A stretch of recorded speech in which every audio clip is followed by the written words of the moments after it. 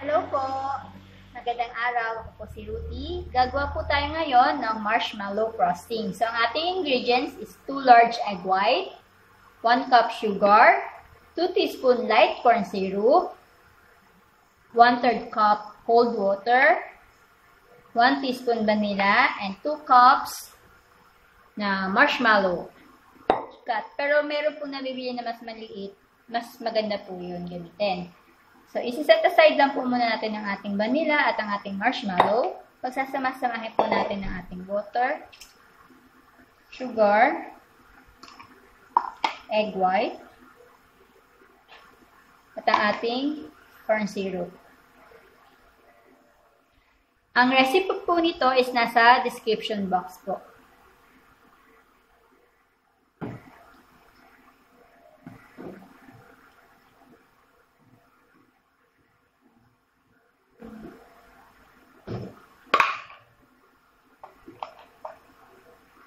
So, meron po tayo itong double boiler. Ilalagay po natin siya on top.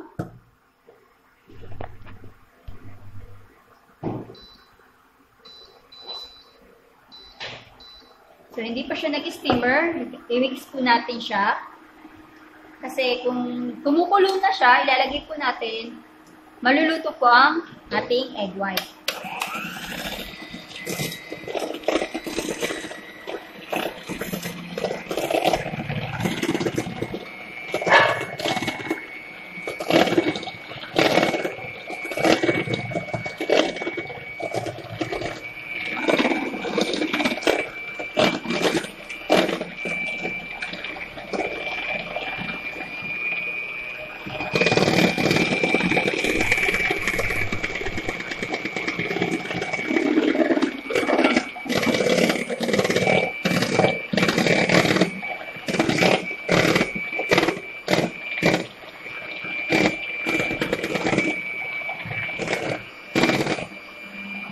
So, ihintayin lang po natin itong pag kumulo na po ang ating water, ihintayin lang po muna natin siya mag-glossy, mag-stick.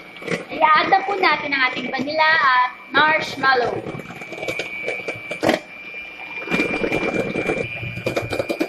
Ito na.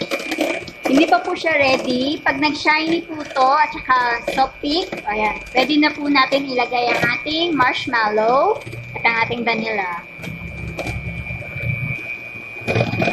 Hi! So, pag ganito na po yung texture niya, nakita niyo po, hindi na siya ganun karami. Ilalagay po natin ang ating vanilla at ang ating marshmallow. And then, ibibit po natin until mag-glossy and sticky. Or mag-melt ang ating marshmallow.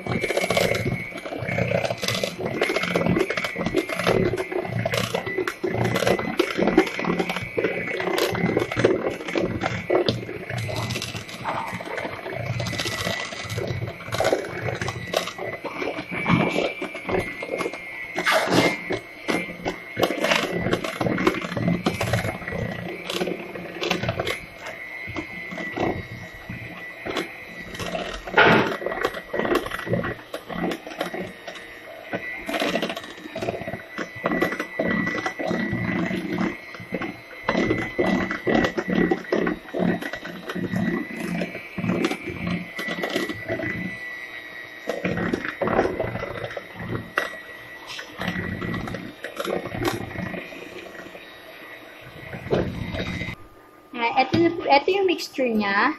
So, papatayin po natin yung stove and we continue beating until mag-glossy at tip-tip po siya. Yung pwede na siyang i-frosting.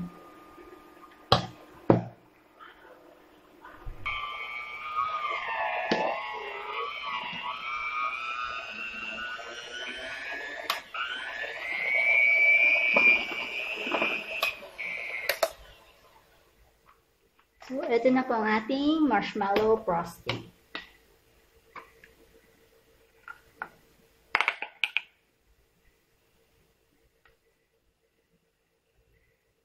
Glossy and sticky.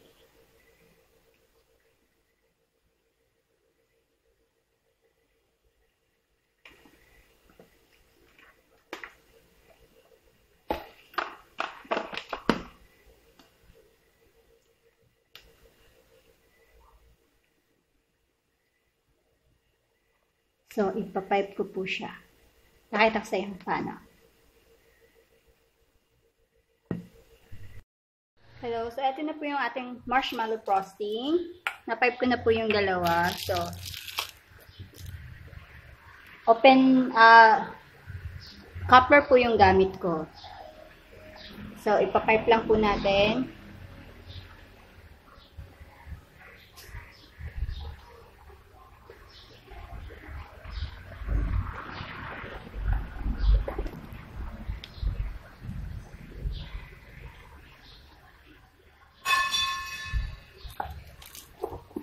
So, ang design, nasa sa inyo po, pwede pong lagyan ng sprinkle.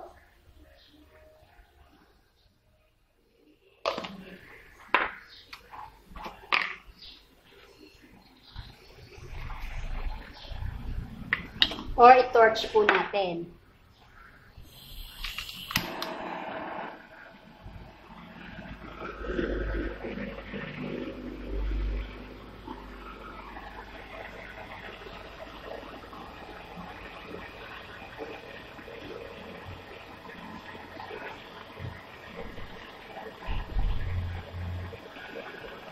And then, meron na po kayong s'more cupcakes.